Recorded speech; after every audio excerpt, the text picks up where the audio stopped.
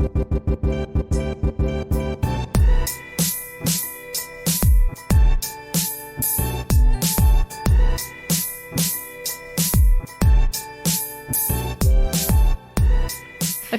Okay.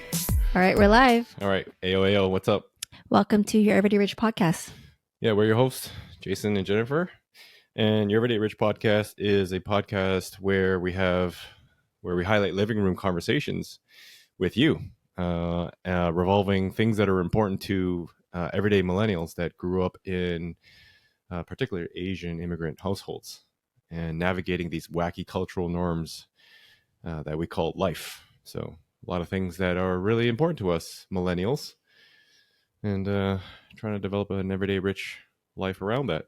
So a lot of things around money, mindset, finances, your parenting, if you are in that stage. Just stuff, lots of stuff. So Whatever's on our mind. pretty much stuff that you have conversations with and you're like, oh, wonder if you have that one. But Well, on my mind today is back to school. yeah. It is the first week of September, and I think everybody's kids probably have headed back to school today.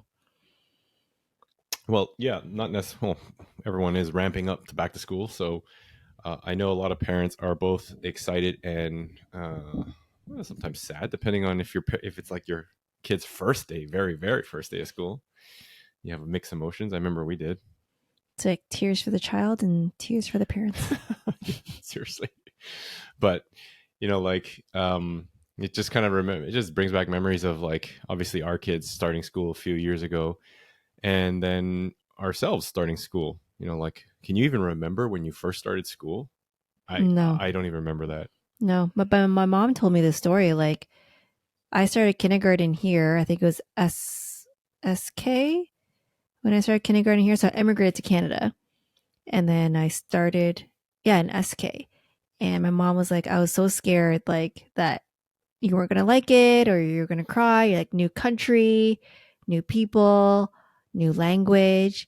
And she dropped me off at, I guess, daycare, kindergarten, or whatever. And I just walked right in. No tears, no nothing. Yeah, you were like, yeah, fuck that. Don't worry about it. I got it, Mom. I got My it. mom's like, what the fuck? Like, I got you. Don't worry. See you later. Total opposite to Jeremy's first day. oh man. Crying his eyes out. Yep. And it's funny, we always see like every year we see that, and we empathize with a lot of parents because we've gone through it ourselves. Mm-hmm. But it's funny, as you kind of become a parent, you empathize a lot more, and you understand what people are going through, and you're not quick to judge and criticize as much as I think we would have been before kids. I know, because you've been through it now. yeah, and that just goes to say, like, how your perspectives change as you kind of go through these different phases in your life. Mm-hmm. Right. But like this whole thing, when we were thinking about back to school, we started doing obviously back to school shopping. It's like, do you remember that commercial where it's like, was it Staples or something? It was like, it's the most wonderful time of the year. Isn't that Christmas? No, man, it was back to school. Oh, I don't. It was a commercial with this like white lady mm-hmm. and her two kids. Mm-hmm. They were like skipping through like Staples looking for back to school supplies. Okay. And the parents are so happy because it's like they're going back to school. The kids are going back to school. Right? Oh wow, I don't remember that at all. Yeah. But okay. But anyways, I don't know. I'm sure if you watch TV back, I don't know, maybe you saw it, maybe you didn't, but I remember that. And it just kind of brought back memories when we were like last week. We went shopping, right? Went to Walmart, hit up all the stores, Winners to go buy some bags. And then we saw other parents doing the exact same thing. So it's like this year we went a bit early because we knew we were going to be busy, but usually it's a friggin' madhouse and a frenzy near the last 2 weeks of summer. Yeah, it's just good to get it over with. But, well, yeah, that too. But I mean, the whole point is we were talking about this. It's like, every year you're obviously looking to buy new things because things break, like backpacks, water bottles, lunch bag, clothes, whether they're uniforms or non-uniform. Yeah, shoes, running shoes. Anything. Back to school stuff, right? Mm-hmm. Back to school crap. But then it just got me thinking, was like, what's the cost of actually raising a kid? A lot. Yeah, That's all I can say. A lot. duh. Like I know that. Like I mean, there's always these running prices. I think when we were growing up, it was like, oh, the average cost of raising a kid was like, I think someone threw out like $500,000 when you included like tuition, It's university, crazy. post secondary, and all this stuff. And I never researched it, obviously, because like, what the hell would I ever care about that?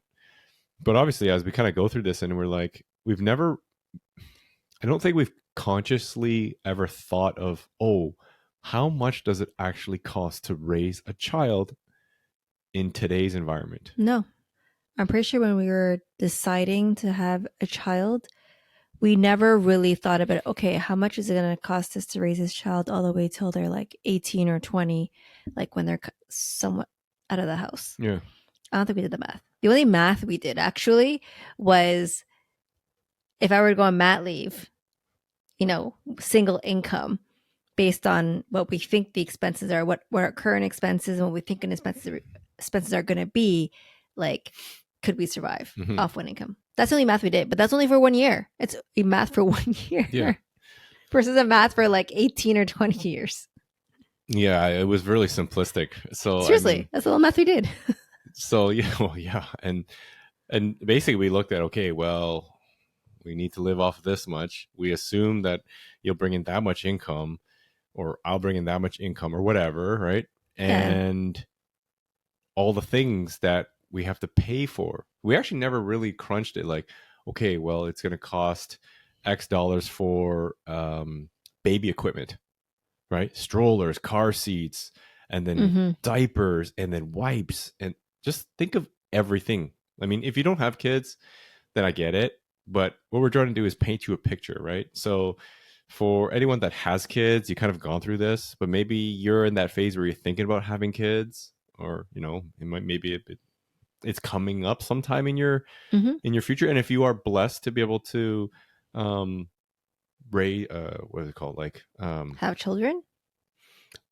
bear children, right? Is Yeah. that the term? Bear child? Have children. Okay. Okay, have kids. Yeah. Yeah, then like these costs are real.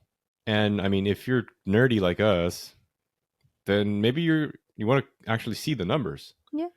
right? I mean, because numbers don't lie. But also, we always joke like, yo, it's really expensive to raise kids. And I don't know if people understand that when they go through it, because having kids is not really it's not like no one thinks about it. Well, people don't think of it as a financial decision, Yeah. right? The decision of having kids is more of an emotional, um, non-financial decision. I don't know what word Yeah. I can't think of a word right now, but it's a non-financial decision versus a financial decision, I think right? it's deeply emotional. Yeah. So, um, and, but like when we kind of peel layers off this onion of obviously the finance pieces, we recognize and realize that, hey, you know what? Like having one child is one thing, but having like three, four, five, I don't know, whatever, like having multiples of something that costs so much, it takes a big toll. Mm-hmm. And I don't know how to explain it. It's really expensive. Yeah. So like, And I it mean, gets more expensive as you go, I feel like. Just based on our current experience, I feel like, yeah, the first year was obviously different because we only had one income. mhm. But yes, we had like the ongoing cost of like diapers and like additional baby food, things like that. But I feel like that number is so small compared to the costs we currently have with our kids. That's Yeah, just my personal experience. well, it's true. I mean, because activities get more expensive, Daycare is expensive. they eat more. Yep. So, anyways, just food for thought. Like, I know no one's gonna go through this exercise, but if you're ever curious, then this is kind of the whole episode to have that discussion Mm-hmm. and run you through those geeky numbers, right? Yep. Because maybe hey, I don't know, maybe you will make a decision based on that. Like, physically, if you are able to, then have as many kids as you can, right? But at some point, I scratch my head. I'm just like, the prime example I always use is like, if I have more than two kids, that's minivan territory. Now, minivan coolness aside, okay, like you're moving into like bigger vehicles, right? More gas, all these things. Like it's Yeah. just everything gets with scale increases. So That minivans are a cost-effective larger car, anyways, aren't they? no, they are Aren't so they? Aren't they cheaper than like a 7-seater SUV, anyways? possibly. Yeah, But some of these vans get decked out like that's if you choose to deck it out. You don't have to deck them out. driving a minivan already. So it's like, Just saying. if some part of your manhood still needs to exist But if somewhere. you're trying to save a penny here, you don't need to deck out your minivan. Yeah, I'd rather not have a kid. Well, that's a decision you have to make. Yeah. So I mean, anyways, like all jokes aside, right? Like we're just joking around here, but having children is wonderful. But let's look at numbers here. So part of it is actually convenient because we looked at there was a Money Sense article that came to us in 2021. They were talking about how the average age for women giving children is increased to 31 years. Mm-hmm. So I'm surprised. The average age that women are having children now is 31 years old. It's getting older. They're Much getting older and older. And I think personally, anecdotally, women are having careers. Like women are going into the workforce versus if I compare my childhood and our parents raising us, like it wasn't the same. Like there were a lot of stay-at-home moms. Mm-hmm. Like for millennials, if Mm-hmm. I guarantee a few stay-at-home moms, Mm-hmm. right? My mom was a stay-at-home mom after Mm-hmm. working like a few years in corporate, but you could survive off of one income like that, Mm-hmm. right? $60,000 income you could raise kids off of $60,000. Yep. So the average women are having 1.4 children, 1.43 children. What was the stat here? Yeah. Yeah.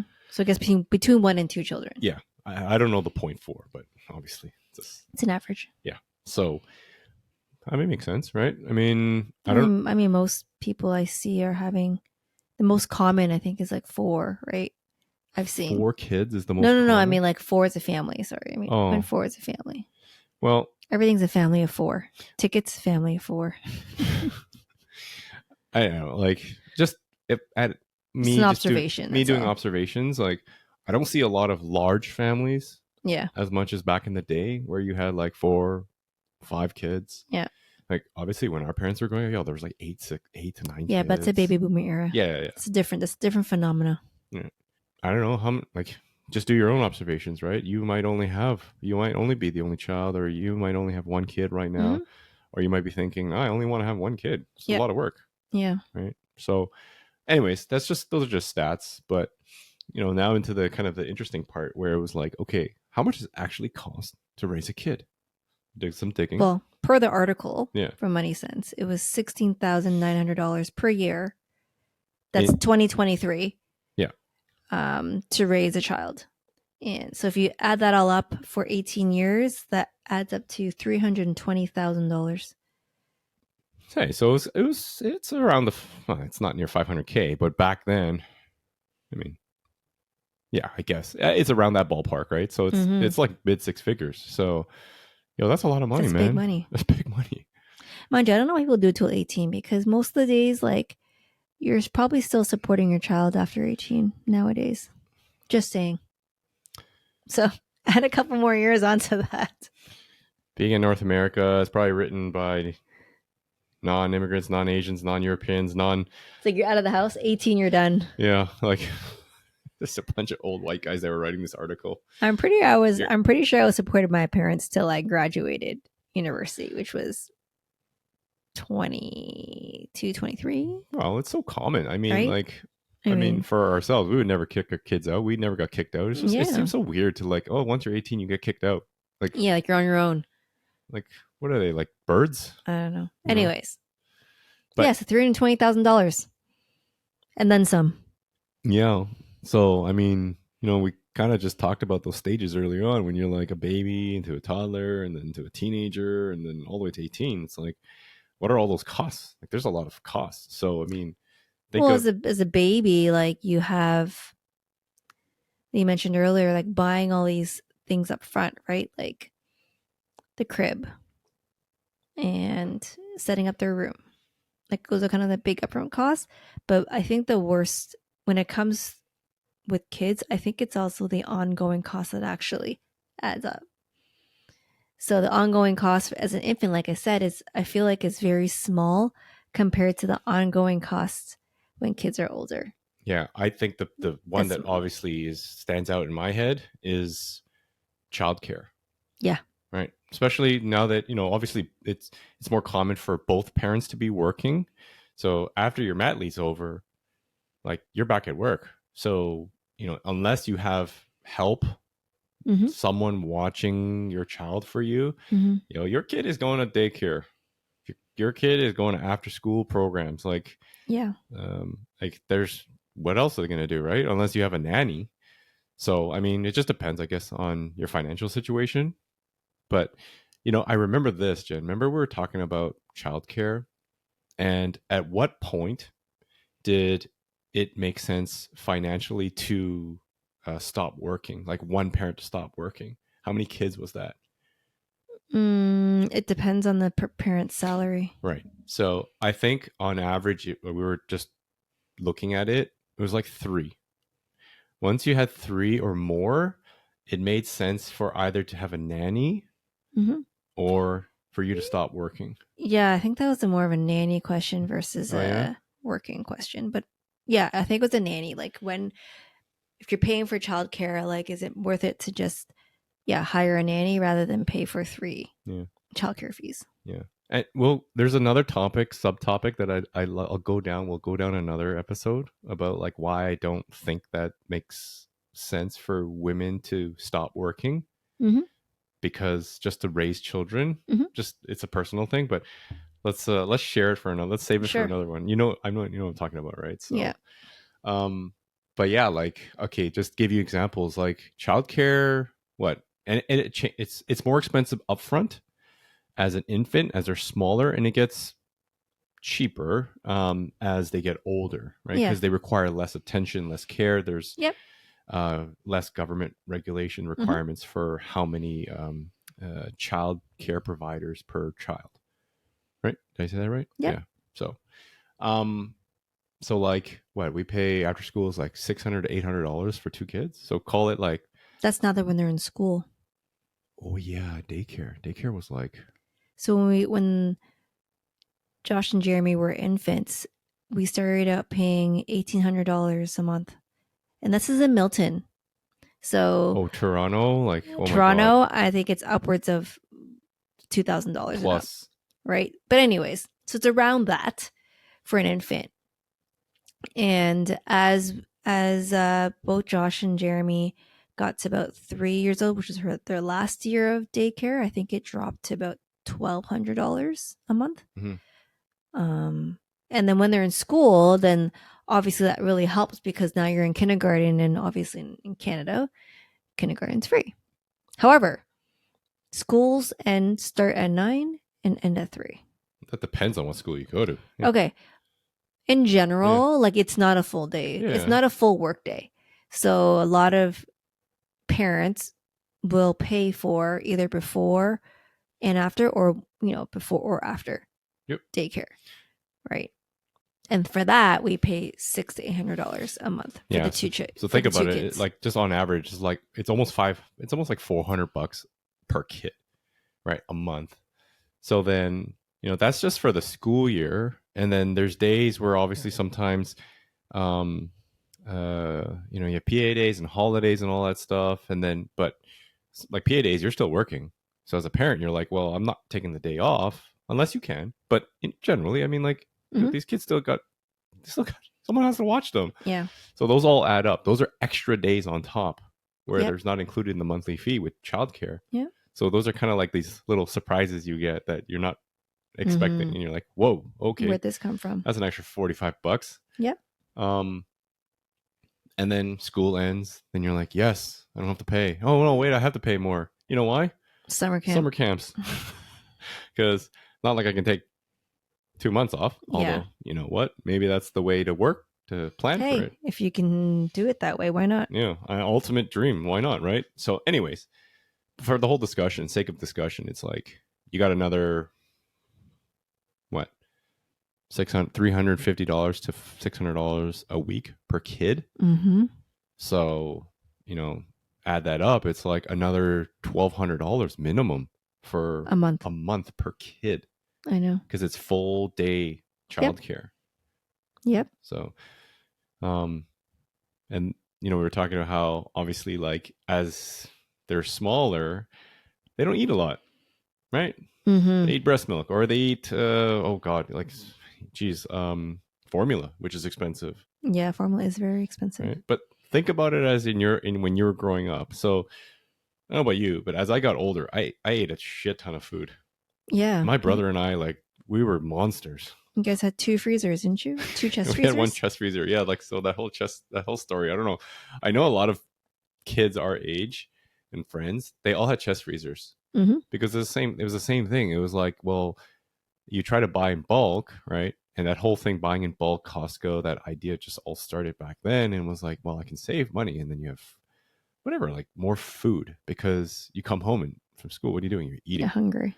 And then you're eating again 2 hours and another 2 hours. So, like, I remember, like, we used to go out to pho, and then at some point, like, my brother and I were eating so much, we'd both order, like, pork chop on rice dinners, right? So you get, like, those huge platters of pork chop and rice, and then we're like, yo, we're still hungry. Oh, let's split a large It's bowl ridiculous. of pho. It's so ridiculous. So in today's dollars, what would that be? So Be $15 for plus- the pork chop on rice. and say another $10 to $12 for a almost large. 10 each. That was like $25 each for pho. Anyways, just those are just kind of stories, right? So I'm just relating them back to kind of real life in 2023. But yeah, food definitely is a big thing. And then activities. Like, we've gone through it lately, right? Like, signing up the kids now that school's done, it's like all the summer activities over, but it doesn't mean they stop doing stuff. Yeah, you want to get them into extracurriculars, right? And that's if you have the opportunity, right? Like, we recognize that not everyone has the opportunity, or because of income situations or work situations and things like that you might not have it. But I'm sure every parent, everyone listening to this, is striving to put their kids in as many activities as they can, right? Because it's like, ultimately, it's our kids that we want them to be curious about the world, and how else to just give them opportunities, right? Yep. But those are expensive. Like, okay, let's use the example of, like, just baseball. So, house leagues. Yep. Generally, like, and it's only from May to August baseball. It's 4 months. Right? It's a couple $100. Yeah. For the whole summer. Yep. And then when you start thinking about, like, rep teams, and if they want to go to rep teams, which is obviously competitive sports now, right? And you're taking it more seriously, and then it's all year long. Like, these registration costs, they're like in thousands of dollars. And this is just baseball. All they need is a bat, glove, helmet, shoes, maybe the uniform. Yeah, I don't even know how much hockey would cost in Canada. Oh, God. It's, in general, the point is, like, extracurriculars can get expensive, right? Mind you, it is optional. It's not like it's like food, let's say. It's not a requirement, but yeah, I think most parents will strive to try to put their kids in some kind of extracurricular activities. Yeah. So, I mean, it sounds like a lot of complaining, but it's just us. It's just an awareness, I think. Yeah, we're just showcasing that, like, these are actual costs that are something that you're going to realize if you're going to want to have kids. And it's just to understand, like, okay, you know what? Obviously, you're going to try to make more income. Your situation will change depending on, what you do and how you plan. But knowing that these costs are something you're going to have to anticipate. Yep. And, knowing that, shit is expensive, kind of helps you plan. At least gives you some forethought. You're like thinking, okay, well, what do I need to do to put myself in a position that I'm able to give my kids these opportunities? Yeah. Right. And one thing we haven't even talked about yet is college or university. This is up to 18, so. Oh, we're stopping at 18? Oh, okay. They could figure college, university themselves out. The only point I want to add was, like, yeah, those are the ongoing costs as you're raising them. Yeah. But at the back of every parent's mind is, I'm also saving trying to save some money or put aside some money for their post-secondary education. Oh man. And I think that's I would hope a lot of parents will try to actually spreadsheet it out and try to calculate, okay, I've got 18 years to, reach a certain number. Yep. Right. So I can support my children as much as I can. Now, some parents don't get that luxury, right? You're thinking about, you're trying your best, and maybe you get to a certain point, like, hey, you know what? I've given you some, but you've got to figure out the rest. And that's okay too, right? Like, I mean, you do the best you can at the end of the day. Yeah. No, it's true. I think when it comes to it, it's just figuring out like what are you able to set aside. Yeah. Given the current environment, obviously school and tuition is becoming pricier. With obviously inflation costs and the way these institutions like just jack up prices for education, which I think is just ridiculous. But I mean, the whole point being is that there are tools, there are methods and things that you can plan out to put your kids in a position, but also yourself, right? Like, I mean, we won't go too much detail, but there's always scholarships. There's OSAP if you're in Ontario, like government grants. God forsake, I mean, it's a loan, but I mean, these tools are available. So it's not like if you're not saving for your child's education right now or you haven't started, doesn't mean that you're behind or anything like that. So don't ever think like that, because there's always something that can be planned out, and you just need to kind of put pen to the paper sometimes. So it may seem overwhelming, and you know what, I think we should probably talk about what we're doing in another episode, like how we planned it out, and obviously how other parents are planning it out, because there's a lot of ways to do it. So I mean, as we kind of wrap this whole this whole thing of bringing awareness of kids cost a whole damn money, this one thing where we realized, obviously, after talking to our friends and having friends go through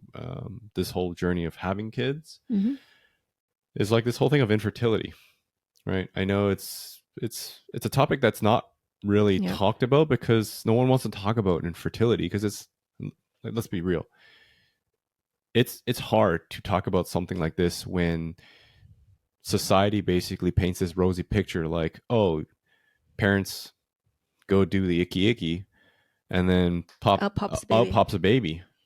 Yeah. Bro, let me tell you, it is not that simple. Well, yes, it's the act is that simple. But the result doesn't always come out the way. Biologically, it's not that easy. And, statistically, it's actually really challenging to get pregnant. But anyways, we're mentioning like, oh, you know what? Like, because we know friends that have gone through infertility challenges, right? And they've been open to those stories with us. And, we were looking it up. We were just kind of curious. Holy shit, how much does it cost to go through infertility treatments? And just my Googling, just like IVF. So was that in the in vitro stuff? In vitro, yeah. Right. Like it costs 8 to 12K for like, I guess maybe a single to like 2 treatments, maybe more. I don't know. And that doesn't even guarantee a child. Yeah, it's not guaranteed. So, I mean, and it doesn't even cover medications, right? Especially in OHIP. Like there's some medications that are covered. Yeah. So anyways, what I'm trying to paint is that like there's some of these things that we never we don't forecast. Like no one forecasts infertility. Absolutely. Oh yeah, you don't budget for it. Yeah. And it's just one of those things, like obviously emotionally, we're all geared. A lot of us are geared to have children or want to have. That's that natural human urge. Yeah. But, in a coin operated society, hey, infertility is a real thing. There's treatments, but it costs money. Yeah. So it's just a matter of like, obviously, some people are lucky to go through infertility treatments because, they have the means to do so. Yeah, to drop that kind of coin is for some people it's impossible. Yeah. So, but like that's kind of our just overview of how much kids cost. And we wanted to just paint the picture, right, and have this living room conversation with you, because it's just one of those things that we were chatting about, And we've always asked ourselves, like, how much does it actually cost? And mind you, we don't add up all these costs, so don't think we're like some crazy robotic geeks that just No. spreadsheet our life. But we were just having fun with it to see, okay, how much does it actually cost? And that kind of gives you an idea. So, I mean, I can definitely say our expenses are going up, not going down.